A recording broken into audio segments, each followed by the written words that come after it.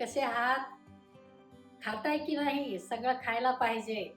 तर आज तुम्हाला मी काय करणार आहे, क्रॅनबेरीचं वरण शिजवते.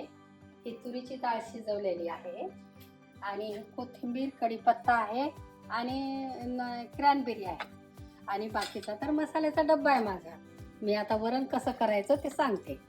तुम्हाला काय करते, हे सर्व वस्तू लागणार आहे.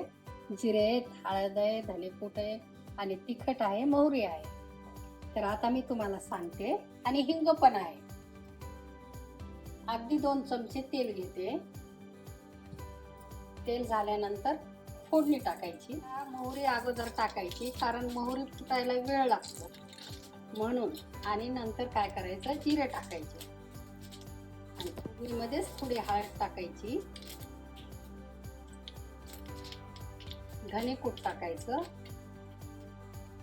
आणि तिखट टाकायचं आणि ह्या क्रॅनबेरी टाकायच्या.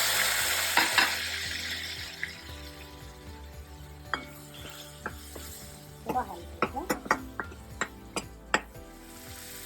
आता हिंग टाकते थोडा मी.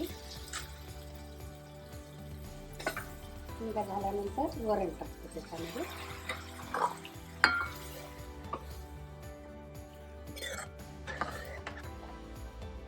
आता मी काय करते, वरणामध्ये मीठ टाकते.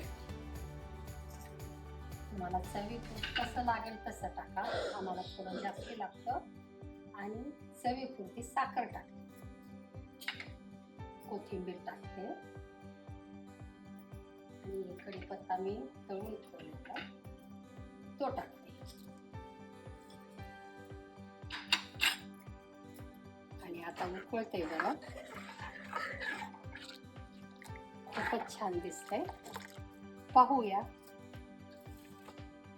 क्रॅनबेरीची डाळ झालेली आहे. ती तुम्ही भातासोबत जेवताना खाऊ शकता किंवा पौष्टिक सूप म्हणून सुद्धा पिऊ शकता.